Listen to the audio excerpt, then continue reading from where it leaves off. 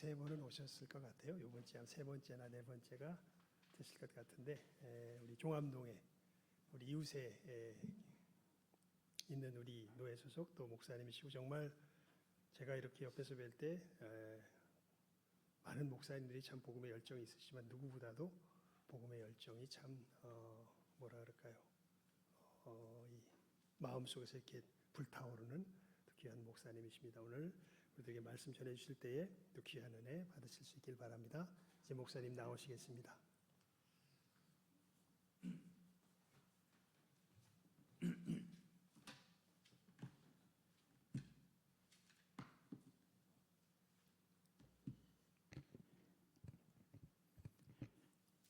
여러분들 반갑습니다.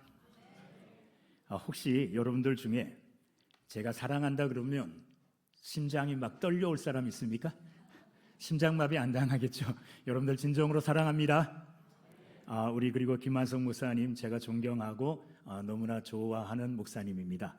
아마 제 이름을 가져가야 되지 않을까 그런 생각이 드는데, 제 이름이 조태희거든요. 근데 제가 자랐던 고향에서는 좋다고 할 때 조태희 그럽니다. 그래서 뭘 보고 뭐 좋은 걸 보고는 그냥 좋다 이러지 않아요. 참 그거 조태희 그래요. 제가 조태희란 말이죠. 이름이 좋은 사람. 여러분들 세 번째 초청해 주셔서 이렇게 강단에 서게 됐는데 너무 기쁘고, 그리고 너무 정말 하나님께 영광 돌리고 여러분들에게는 감사드립니다. 제가 어렸을 때부터 믿음 생활하고 신앙 생활에 왔는데 이해되지 않는 게 하나 있었어요. 청년 때에 특히 이제 좀 비판적인 눈으로 이렇게 바라볼 때 이해되지 않았던 게 뭐냐 하면, 각 기관의 회장님 그리고 임원했던 사람들, 이런 사람들이 회장할 때, 임원할 때는 열심히 해요. 근데 그 다음에 그거 그만두면 열심히 안 하더라고요. 왜 그럴까? 아니, 회장했을 때나 임원했을 때나 그거 그만뒀을 때나 하나님 앞에서는 똑같잖아요. 그 똑같이 열심히 해야 되죠. 지금 요한 남전도 회장님, 임원들 회장하고 임원할 때는 열심히 하는데 그 그만두고는 이제 모르는 척하고 거리 두고 이러면 안 됩니다. 제가 항상 이상하게 여겼던 게 그겁니다. 회장하고 임원했으면 회장할 때에, 임원할 때에 애로사항을 다 알 거 아니에요. 그죠? 회원들이 협조 잘 안 해주고 임원들만 막 하려니까 굉장히 힘들고 어렵잖아요. 이런 어려움을 실제로 겪었으면서도 자기가 그만두면 또 안 따라와요. 왜 열심히 안 할까요? 이유가 뭘까? 제가 지금 와서, 청년 때는 잘 이해를 못했습니다. 왜 저러지? 그냥 이렇게 의문으로 남았었는데, 지금 와서 생각해 보니까 제가 답을 내리면 이렇습니다. 은혜로 일을 해야 되는데, 하나님께 받은 은혜가 너무 크고 감사해서 그 은혜로 하나님의 일을 해야 되는데, 은혜로 일을 하지 않아요. 뭐로 일을 합니까? 직책으로 일을 하는 거예요. 회장의 직책으로, 서기의 직책으로, 임원의 직책으로 일을 하니까 그 직책을 내려놨을 때에는 열심히 안 하는 거죠. 여러분, 우리는 주의 일을 할 때에 뭐 직분이나 직책, 물론 이런 것 주신 것 감사해서 그것 가지고 일하는 것 중요합니다. 그러나 직책을 앞세우기 전에 먼저 은혜로 일하는 사람들이 돼야 됩니다. 하나님이 내게 얼마나 큰 은혜를 주셨습니까? 얼마나 많은 은혜를 주셨습니까?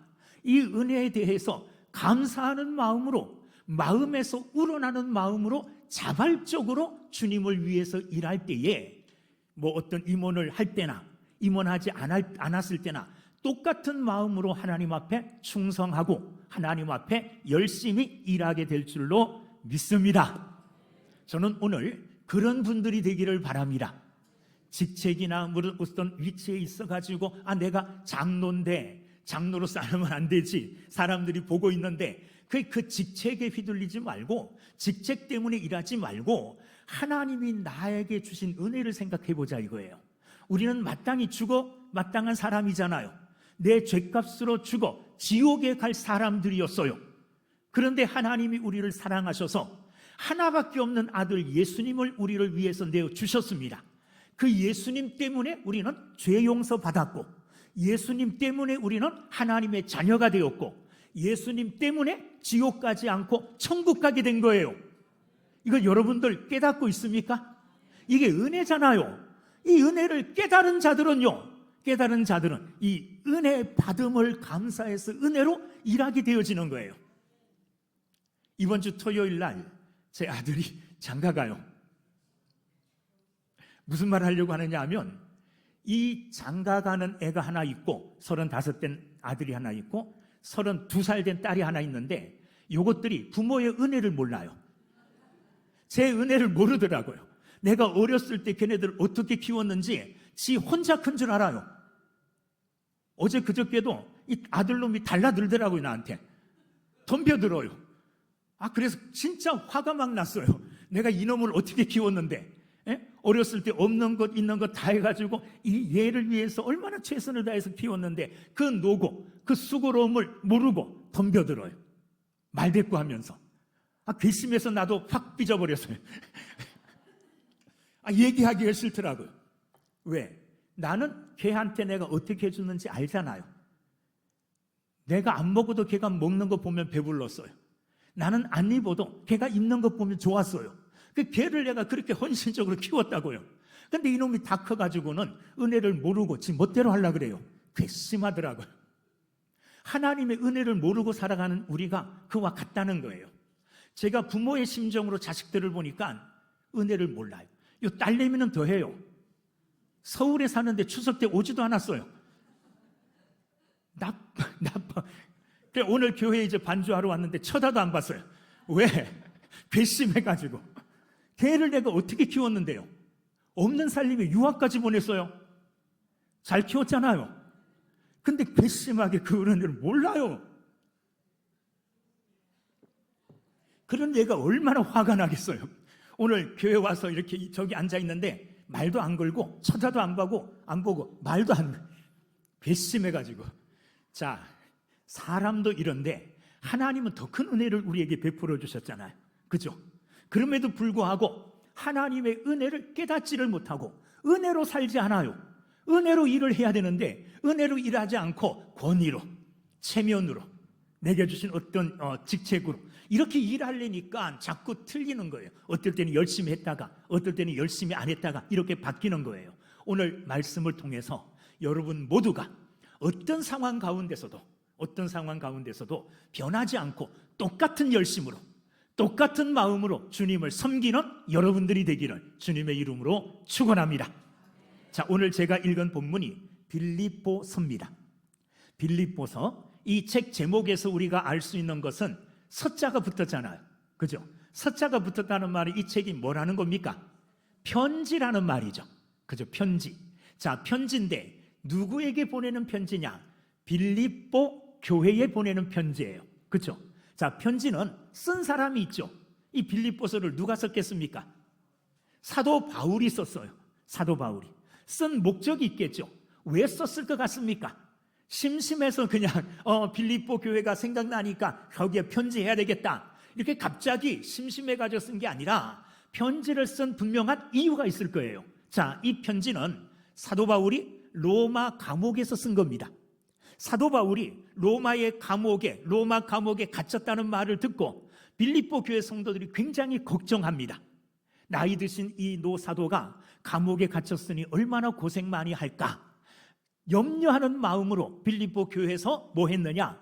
사도 바울을 위하여 헌금을 했어요.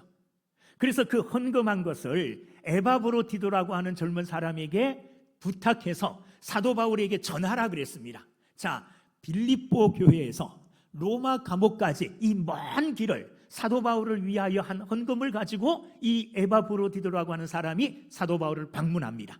그리고 사도 바울에게 빌립보 교회 모든 성도들이 당신을 걱정하고 염려하고 있습니다. 감옥에 갇힌 것에 대해서 이렇게 빌립보 교회 교인들의 마음을 전합니다. 자, 그런데 사도 바울이 생각해 보니까 자기가 지금 로마 감옥에 갇혀 있지만 빌립보 교회 성도들이 생각하는 것만큼 고생스럽지가 않은 거예요.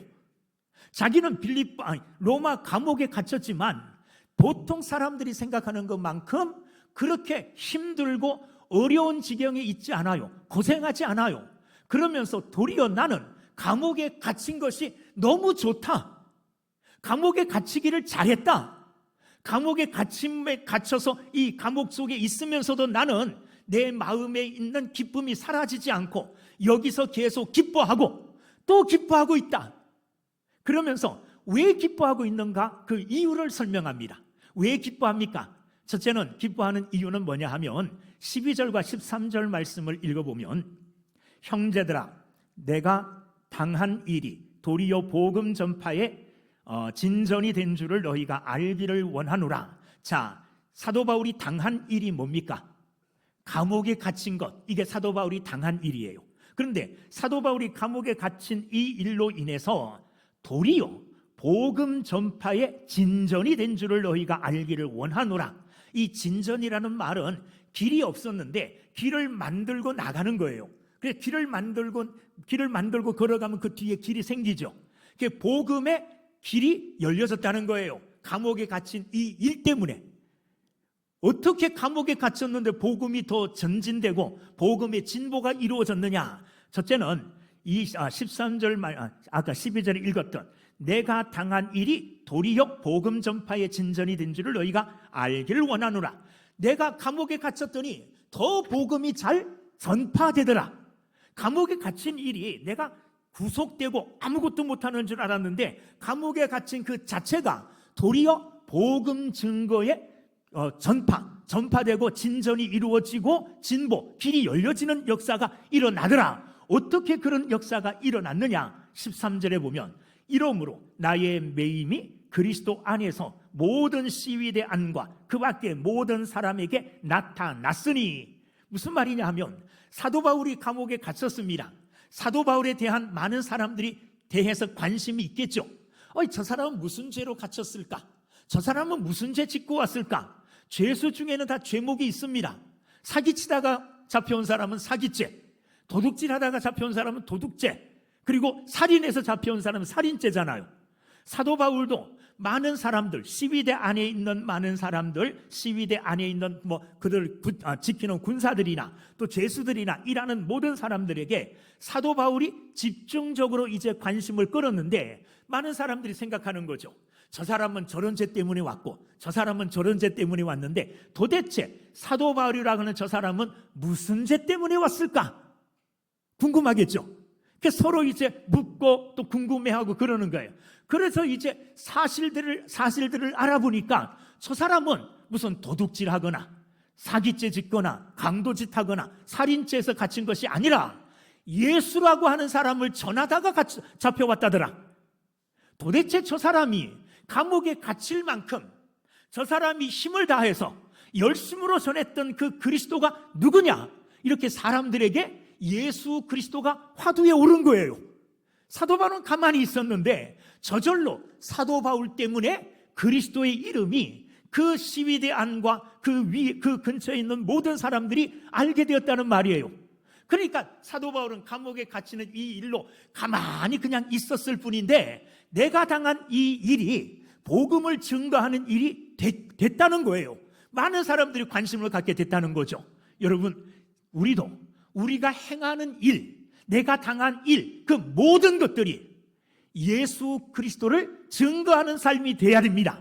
사도 바울은 심지어 감옥에 갇히는 이 일까지도 예수를 전하는 일로, 예수 때문에 갇혔다는 이 소식으로 말미암아 많은 사람들에게 그리스도의 이름을 증거하고 나타내는 일이 되었다는 겁니다. 할렐루야죠.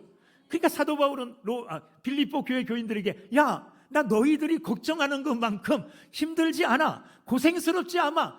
나 감옥에 갇혀 있지만은 나는 지금 기쁘다, 즐겁다. 왜 즐거우냐 하면 내가 갇힌 이 일이 복음을 전파하는 계기가 되었다. 그러니 나 기뻐한다, 염려하지 마. 이런 의미로 이제 편지를 쓰는 겁니다. 두 번째, 사도 바울이 감옥에 갇힌 이 일로 또 복음이 더 전파되는 일이 일어났는데 어떤 전파가 일어났느냐? 사도 바울이 감옥에 갇힌 것을 보고 성도들이 있죠. 사도 바울을 따르고 존경하는 예수 믿는 성도들이 아니 사도 바울은 예수님을 전하다가 감옥에까지 갇혔는데 감옥에 갇히기까지 그리스도 예수를 증거하는 일에 열심을 내는데 너는 뭐 하는 거야? 나는 뭐 하고 있었지? 그래서 사도 바울이 감옥에 갇힌 이것이 자기들에게 자극이 된 거예요.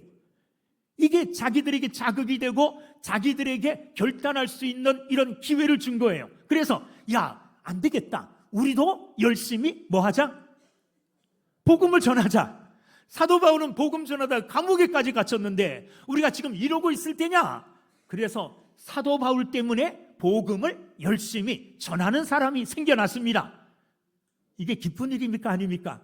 너무 기쁜 일이에요. 사도 바울이 밖에 있을 때는 그런 일이 일어나지 않았는데 감옥에 갇히자 가만히 있었던, 열심히 복음을 증거하지 않았던 다른 사람들이 열심히 복음을 증거하니까 사도 바울은 감옥에서 너무 좋다. 내가 감옥에 갇히기 전에는 저 사람들이 다 구경꾼들이었는데 내가 감옥에 갇히니까 직접적으로 복음을 들고 열심히 복음을 전하는구나. 감옥에서 기뻐하고 즐거워했다는 겁니다. 또 하나 일이 있었어요. 무슨 일이 있었느냐 하면 사도 바울을 못마땅하게 여기는 사람들.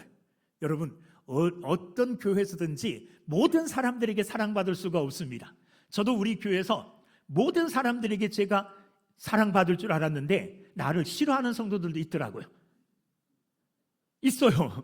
김한성 목사님 착각하면 안 돼요. 이건 항상 조심해야 돼요. 이 사람이 내 앞에 웃고 있지만은 이 사람이 나를 싫어할 수도 있어요. 100% 나를 좋아할 수는 없습니다.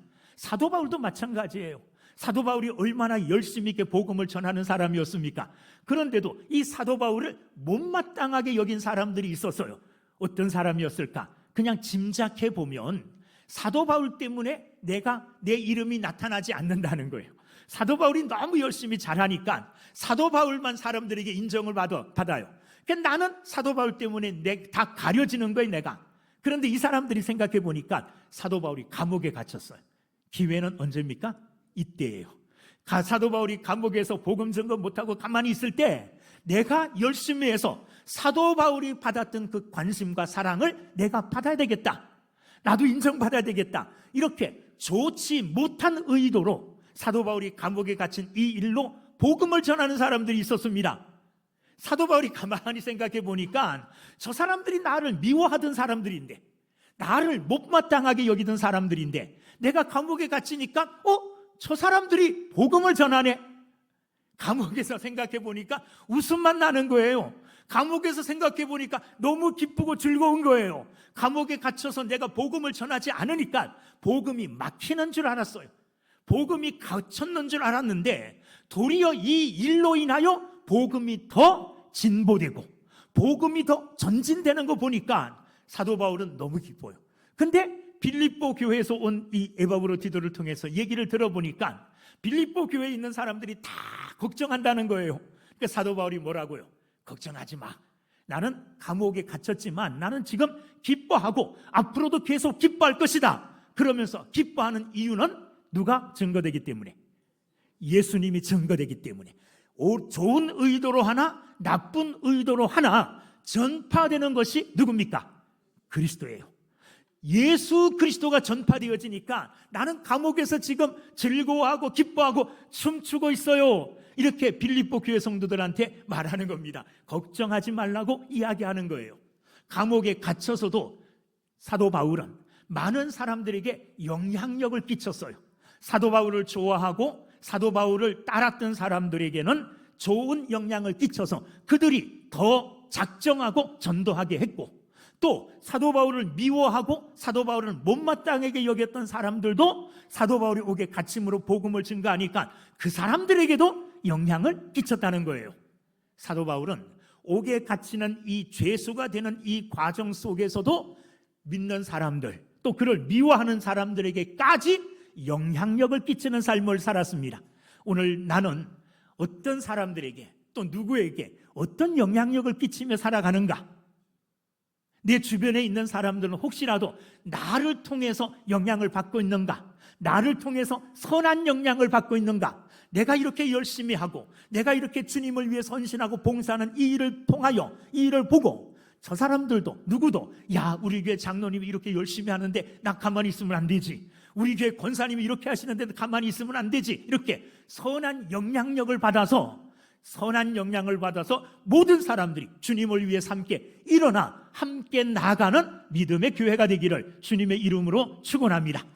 특별히 요한 남전도 회원들, 이런 선한 영향력을 젊은 청년들에게, 젊은 학생들에게 끼쳐서 여러분들을 따라오는 믿음의 후배들이, 야, 나도 저분처럼 돼야지, 나도 저분처럼 돼야지, 이렇게 선한 영향을 받을 수 있게 되기를 주의 이름으로 축원합니다. 자, 그러면 우리가 생각해 볼 게 있어요. 뭘 생각해 봐야 되느냐? 도대체 사도 바울이 누구이기에, 지난번엔 제가 정신없어가지고 설교를 길게 하면 누구도 좋아하지 않는다는 걸 몰랐어요. 그래서 꽤 오래 했는데 가만히 보니까 설교 길게 하는 거 좋아하는 사람이 아무도 없더라고요. 그래서 오늘은 여러분들이 즐겁고 기쁘게 짧게 하고 싶은 거 다, 짧게 하고 싶은 거 다, 하고 싶은 거 다 하는데 몇 시간 걸릴 줄 몰라요. 그렇게 하려고 이제 작정하고 올라왔습니다. 자, 사도 바울은 도대체 어떤 사람이기에 감옥에 갇혀 있으면서도 복음이 전파되는 저것을 보고 저렇게 기뻐하고 있을까? 아무나 그렇지 않잖아요. 내가 감옥에 갔는데 감옥에 갈 일이 있을 줄 몰라요. 저도 얼마 전에 경찰서에서 우리 집에 엽서가 하나 왔는데 집에 아무도 없어서 못 받았어요. 경찰서에서 무슨 통보가 오면 좋은 게 아닌 것 같아서 그날 밤에 가서 저 철야했잖아요. 왜? 경찰서에서 왜 오라 그럴까? 뭐 죄 지은 것 없나? 그래서 너무너무 두려워, 걱정이 돼서 하나님 앞에 바로 찾아나가가지고 기도실에서 기도했어요. 하나님, 경찰서에 오라 그러는데 무슨 일입니까? 아무 일도 아니기를 바랍니다. 뭐 이렇게 어쨌든 기도했는데, 감옥에 갇힌다고 생각하면 굉장히 두렵고, 그리고 굉장히 고생스러운 그런 일이라고 생각되잖아요. 감옥에 가고 싶은 사람 아무도 없을 것 아니에요. 근데 내가 감옥에 갔다고 만약에 생각했을 때, 감옥에서 아무런 불만 내품지 않고 하나님 앞에 감사하면서 감옥에 갇혀서 즐거워하고 기뻐할까? 우리 교인들을 생각해 봤어요. 목사님이 저렇게 믿음 지키다가 이제 감옥 갔다고 생각해야죠. 믿음 지키다가 감옥을 갔는데 목사님이 감옥 가기까지 저렇게 믿음 생활 열심히 했는데 우리 더 열심히 해야지 하고 성도들이 막 좋은 결심, 좋은 영향력을 받아서 열심히 하고, 저를 미워하던 사람들까지, 야, 목사님 안 계신다, 기회다, 목사님 때문에 이때까지 일도 못했는데 열심히 해야지 하고 저를 미워하는 사람들까지 열심히 일하는 역사 일어나야 될 텐데, 보통 사람 그렇지 않습니다. 제가 감옥에 가게 되면 이렇게 얘기할 거예요. 하나님, 제가 뭐 죄 지어서 감옥까지 왔습니까? 아니, 내가 하나님을 위해서 이때까지 이렇게 했는데 어떻게 나를 감옥에 보낼 수가 있어요? 불평하는 게 먼저일 수 있을 것 같아요. 그런데 사도 바울은 그렇지가 않잖아요. 감옥에 갇혔습니다. 그런데 감옥에 갇힌 그 일로 그리스도 예수가 전파되는 것 보고 기뻐하고 즐거워했다는 말이에요. 저는 오늘 여러분들이 이런 사도 바울의 마음을 갖게 되기를 주의 이름으로 축원합니다. 이런 생각을 해봤습니다. 운동 경기하는 운동 선수들, 야구 선수가 있다고 합시다. 지금 뭐 계속 플레이오프인가 뭐 하고 있죠. 지금 SSG하고 누구하고 하죠? 삼성하고 하고 있죠. 지금 1대1인데 뭐 오늘 어떻게 된다 잘 모르겠어요. 자, 그런데 같은 팀에 있는 사람이 홈런을 쳤어요. 그 같은 편에 있는 사람이 좋아해야 되죠. 근데 좋아하지 않을 수도 있어요. 왜? 쟤하고 나하고 홈런 경쟁하고 있어요. 쟤보다 내가 더 많이 쳐야 되는데 제가 홈런을 쳤어요. 같은 편인데 제가 홈런 쳐서 이겼어요. 그런데도 이겨서 기쁘기도 하지만 괜히 속마음으로는 제가 홈런 친 게 못마땅할 수도 있죠. 나쁜 선수지만 그런 마음을 갖고 있는 사람들이 있어요. 있을 수 있죠. 무슨 말이냐 하면 우리 모두는 같은 편에 속해 있는 사람이라는 말이에요. 저도 교회는 다르지만 여러분들과 같은 편에 속해 있죠. 모든 교회는 하나님 편에 속해 있는 사람들이에요. 하나님 편에 속해 있는 누가 뭘 잘하면 좋아해야 될까요? 싫어해야 될까요? 좋아해야 되잖아요. 좋아해야 돼요. 기뻐해야 돼요. 여러분 주변에 나는 전도 아무리 하려고 해도 안 되는데 누구 권사님 너무 잘하는 거예요. 시기 질투해서 저 권사님이 전도 좀 안 했으면 좋겠다, 이런 마음 품으면 안 되죠. 저 권사님이 전도해서 한 영혼이 구원받으나 내가 전도해서 한 영혼이 구원받으나 마찬가지예요, 아니에요? 마찬가지잖아요. 그러니까 내가 전도 못했더라도 저분이 전도해서 누가 구원을 받게 되면 같은 마음으로 기뻐해야죠. 이런 논리로 따지면 그리스도인들은요, 1년 365일 하루 25시간 맨날 기뻐해도 돼요. 비록 우리 교회는 전도가 안 되지만 옆에 교회는 전도가 되잖아요. 부흥하는 교회가 있잖아요.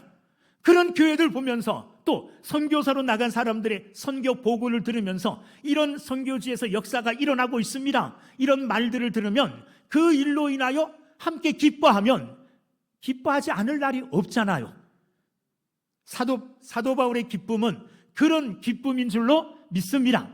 그런 기쁨을 우리는 소유할 수 있어야 돼요. 자, 사도 바울을 돌아봅니다.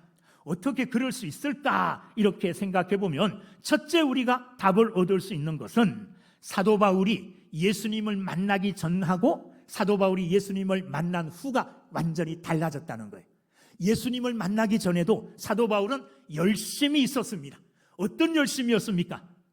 예수님 믿는 사람 잡아 죽이는 일에 열심이었어요.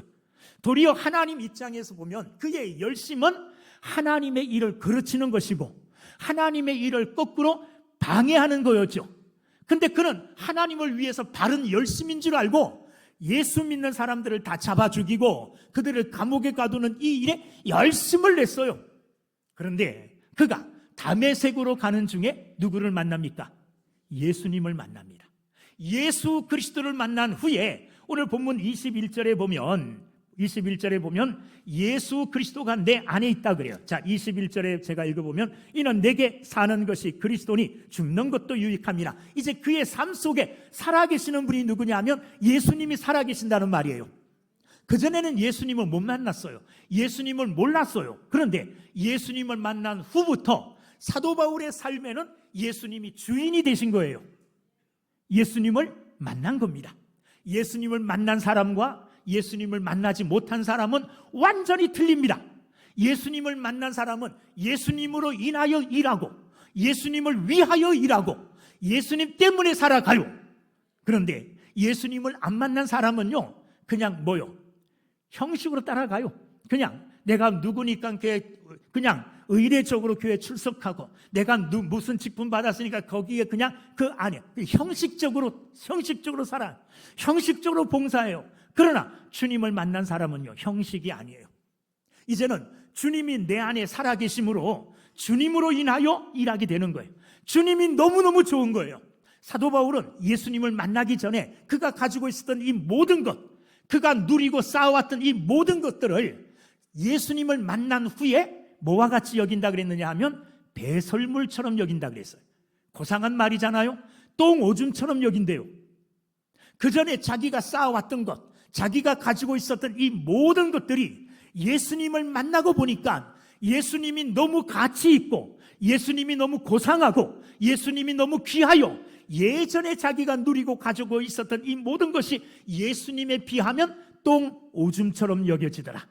그만큼 예수님이 소중하고 예수님이 그의 삶의 전부였다는 겁니다. 우리가 믿음의 삶을 살아가는 중에 가장 중요한 것은 뭐냐? 예수님을 만나는 거예요. 예수님을 그냥 바라만 보면 안 됩니다. 이 자리에 여러분 수십 명이 같이 앉아 계시지만 이 중에 예수님을 만난 사람도 있고 그래서 예수님을 나의 하나님이요 나의 주님으로 영접하여 예수님을 내 인생의 가장 가치 있는 분으로 여기고 살아가는 분이 있고 예수님에 대하여 그냥 듣기만 한 사람이 있어요. 예를 들면 이렇습니다. 삭개오가 예수님을 만나러 갔죠. 그죠? 삭개오가 예수님을 만나러 갔는데 좀 늦게 가서 예수님이 안 보이는 거예요. 키 작은 사람들 오해하지 말고 시험 들지 말고 들으세요. 삭개오는 키가 좀 작았어요. 그래서 예수님을 직접 볼 수 없어서 어떻게 했습니까? 예수님을 보기 위해서 예수님이 가실 길을 미리 따라가 보니 예수님이 지나가실 길에 뽕나무가 있는 거예요. 그 나무 위로 올라갔어요. 그리고 그 나무 위에서 예수님이 지나가시기를 기다리고 있었어요. 삭개오의 생각대로, 삭개오의 계획대로 되었다면 어떻게 되었을까요? 삭개오의 계획대로 되었다면 삭개오는 뽕나무 위에서 예수님이 지나가시는 걸 봤을 거 아니에요. 예수님이 삭개오를 지나쳐서 뽕나무 밑으로 쑥 지나가요. 삭개오는 뽕나무 위에서 예수님이 저렇게 생기셨구나, 멋지게 생기셨네, 뭐하네, 이렇게 예수님의 얼굴, 예수님의 모습 지나가는 걸음걸이는 저러시네, 이런 것들을 그냥 봤을 거예요. 그리고 그냥 집에 왔을 것 아닙니까? 삭개오의 생각대로 됐다면 그렇겠죠. 안 그래요? 생각해 보세요. 삭개오가 예수님 만나러 갔고 보러 갔어요. 그래서 삭개오가 예수님 보러 뽕나무 위에 올라갔어요. 예수님이 그 밑을 지나쳤어요. 보고 왔어요, 집에. 사람들에게 뭐 얘기할까요? 자기가 본 예수님에 대해서 그냥 겉모습만 얘기할 거 아니에요. 예수님이 어떤 분인지, 내게 어떻게 해주신 분인지 하나도 몰라요. 예수님을 진짜 만난 게 아니에요. 예수님을 그냥 눈으로 보고만 온 거예요.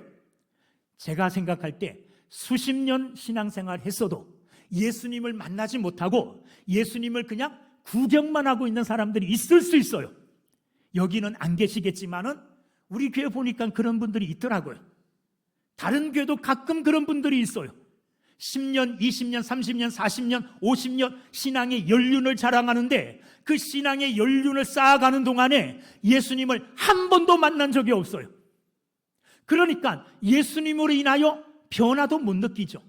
예수님으로 인하여 참 예수님 만나는 것이 이런 축복이고 이런 기쁨이고 이런 행복이구나, 이런 걸 몰라요. 근데 예수님께서는 삭개오가 원하는 대로 해주지 않았어요. 삭개오가 원하는 대로 하면 쑥 지나가야 되는데 아니에요. 뽕나무 밑에서 걸음을 멈추셨어요. 그리고 삭개오를 바라보면서 야, 내려와라. 내가 오늘 밤에 내 집에 가서 유하여야 되겠다. 내 집에 가서 오늘 잠자겠다는 거예요. 삭개오가 너무 기뻐서 예수님을 집으로 영접했습니다. 예수님을 영접하고 예수님과 대화하는 가운데 예수 그리스도를 진정으로 만나는 축복을 그는 가졌습니다. 예수 그리스도를 주님으로 영접한 줄로 믿습니다. 예수님을 만난 삭개오의 삶은 변화됐습니다. 내가 남의 것을 토색한 게 있으면 내 재산의 반을 팔아가지고 가난한 사람 나눠주겠습니다. 토색한 것이 있으면 몇 배로 갚아주겠습니다. 예수님 앞에 변화된 삶을 고백했어요. 그리고 앞으로 이렇게 살겠다고 새로운 삶에 대하여 결단도 했어요. 누구에게 일어난 변화입니까? 예수님을 만난 삭개오에게 나타난 변화예요. 만약에 예수님 지나가는데 구경만 했다면 이런 변화 일어나지 않았을 거예요. 예수를 수십 년 믿어도 내적인 변화, 삶의 변화가 일어나지 않는다면 고민해 봐야 돼요. 내가 정말 예수님을 만난 적이 있는가? 예수님이 나에게 어떤 분이 되는가? 고민해 봐야 돼요. 그리고 이 예수님이 정말로 나의 죄를 위하여 십자가에 죽으신 분이고 내 죄를 위하여 십자가에 자기의 피를 흘리시고 살을 찢으시고 나를 위하여 목숨을 내어주신 분이고 이분이 나를 위하여 십자가에 죽으신 후에 3일 만에 부활하시고 영원한 생명을 나에게 주신 분이다. 이렇게 예수님을 만나 확신을 이룬 사람, 확신을 가진 사람, 이런 사람들은요, 예수님의 이름이 증거되는 것 보고 사도 바울처럼 기뻐할 수밖에 없어요. 즐거워할 수밖에 없어요. 그가 예수님을 만나기 전과 예수님을 만난 후에 자기의 삶을 알거든요. 그러니까 그는 예수님이 증거되어 예수 그리스도의 이름이 전파되어 사람들이 예수를 믿는 것이 어떤 의미가 있는지를 너무나 잘 아는 거예요.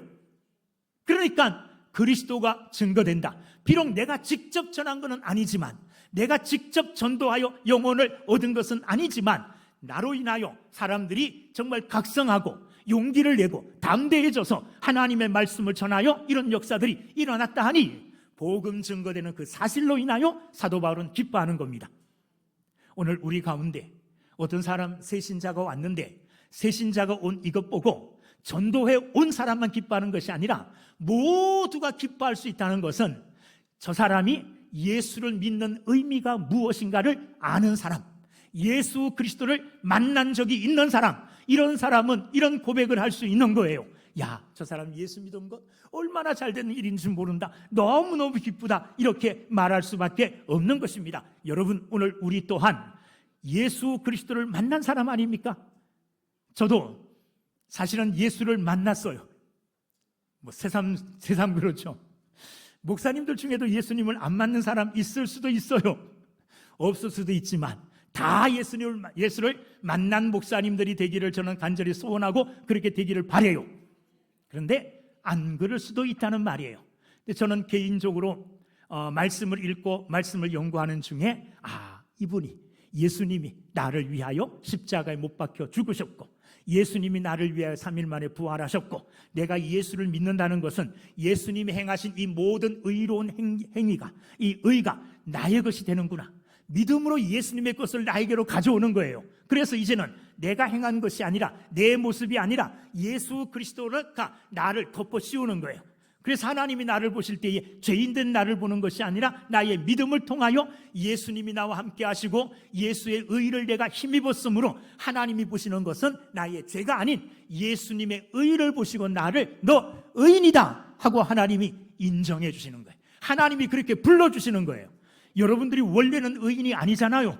죄인이잖아요. 근데 여러분들을 하나님이 의인이라고 불러주시는 이유는 예수님의 의가 우리 앞에 우리를 다 이렇게 가리우고 있기 때문에 예수님의 의로움을 내가 힘입었기 때문에 예수님의 의를 보시고 하나님이 너 의롭다 하고 칭하여 주시는 거예요. 칭의, 의롭다 칭하여 주시는 거예요. 나 때문이 아니라 예수님 때문에 그렇게 해주시는 거예요. 여러분, 예수를 만난 사람은 이 사실을 알기 때문에 예수를 믿는 것이 어떤 의미인지 잘 알아요. 그러니까 기뻐하는 거죠. 여러분도 그런 마음을 가지고 살아갈 수 있기를 주님의 이름으로 축원합니다. 또한 사도 바울은 복음을 전하다가 너무너무나 많은 환난과 핍박을 받았어요. 복음 전하는 것 때문에. 복음을 한 번도 전해보지 않은 사람들은요, 예수를 새로 믿겠다고 나온 사람 보고 즐거워하고 기뻐할 수가 없어요. 그게 그냥 거저주는 줄 알아요. 얼마나 예수를 믿고 그가 거듭나게 되는 것이 값진 열매인 줄, 얼마나 그게 값지고 감사하고 귀한 것인 줄 잘 모르기 때문에 감사하지 않고 기뻐하지 않아요. 그런데 한 영혼을 구원하기 위해서 애쓰고 힘쓰다가 고난도 당하고 환난도 당하고 핍박도 당하고 어려움도 당하고 물바가지도 덮어 씌워지고 물벼락도 맞고 이런 경험을 한 사람들은 한 사람이 예수 믿는 게 이렇게 힘들고 어려운데 저 사람이 예수 믿게 됐구나. 할렐루야. 기뻐할까요? 안 기뻐할까요? 기뻐하는 겁니다. 1장 29절 말씀을 보면 사도 바울은 이런 말씀을 하십니다. 1장 29절 그리스도를 위하여 너희에게 은혜를 주신 것은 다만 그를 믿을 뿐 아니라 또한 그를 위하여 고난도 받게 하려 하심이라. 자, 우리에게 은혜를 주신 것은 나에게 하나님이 믿게 해주시기 위해서 은혜를 주신 것이 아니라 주셨고 그것만 위해서 주신 게 아니라 뭐도 받게 하시려고요? 고난도. 그러니까 하나님의 고난도 은혜요. 믿게 하심도 은혜인 줄로 믿습니다. 근데 우리는 믿게 하신 것, 이 믿음만 은혜인 줄 알아요. 그래서 믿게 된 것 감사합니다. 구원받게 된 것 감사합니다. 하나님의 자녀 된 것 감사합니다. 이렇게 말하다가 고난이 찾아오면 하나님 왜 고난 주시는데요? 이렇게 하나님 앞에 감사하지 못해요. 그런데 고난이 찾아왔을 때도 그 고난도 뭐라는 거예요? 은혜라는 겁니다. 사도 바울은 자신이 복음 때문에 얼마나 많은 고난을 당했는지 그는 친히 알고 있어요.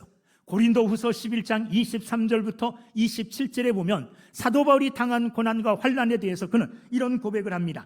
저희가 그리스도의 일꾼이냐 정신없는 말을 하거니와 나도 더욱 그러하도다. 내가 수고를 넘치도록 하고 옥에 갇히기도 더 많이 하고 매도 수없이 맞고 여러 번 죽을 뻔하였으니 유대인들에게 40에 하나 감한 매를 5번 맞았으며 3번 태장으로 맞고 1번 돌로 맞고 3번 파선하는데 일주야를 기품에서 지냈으며 여러 번 여행에 방의 위험과 강도의 위험과 동족의 위험과 이방인의 위험과 시내의 위험과 광야의 위험과 바다의 위험과 거짓 형제 중에 위험을 당하고 또 수고하며 애쓰고 여러 번 자지 못하고 줄이며 목마르고 여러 번 굶고 춥고 헐벗었노라.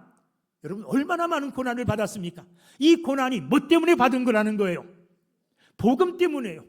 예수님 전하다가 이런 많은 고난을 받았는데 그런데 감옥에 가만히 갇혀 있었는데도 예수를 전하여 예수님의 복음이 막 증거돼요. 기뻐요, 안 기뻐요?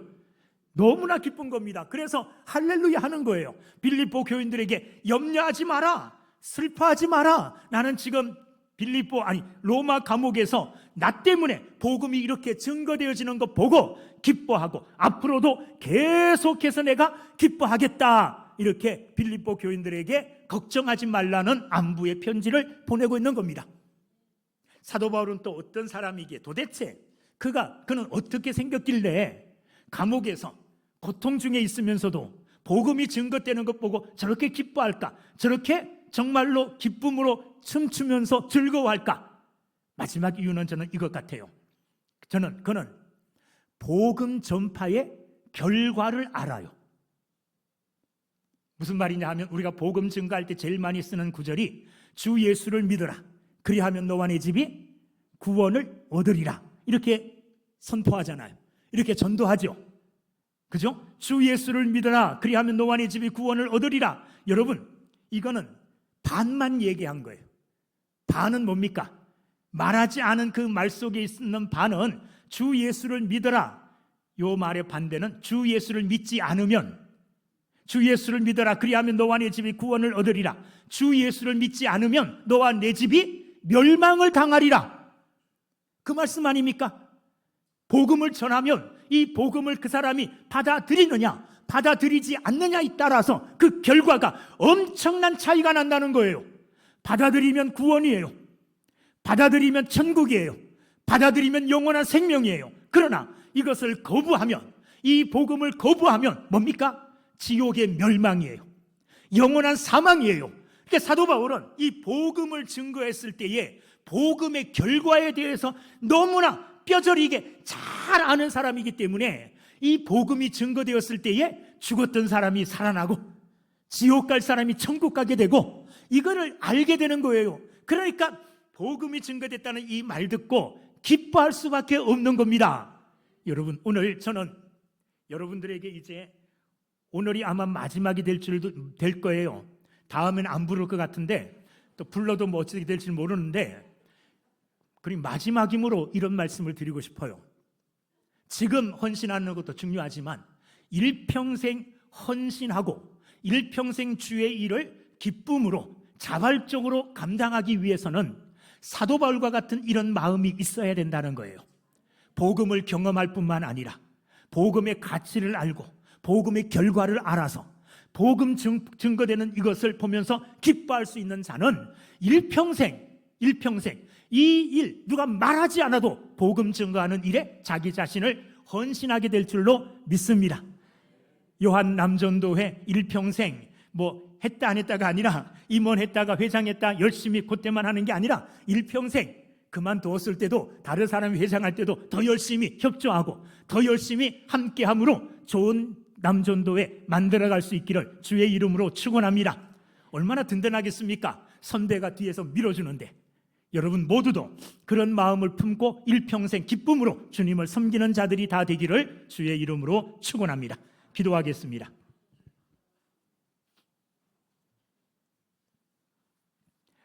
은혜로우신 아버지 하나님, 감사합니다.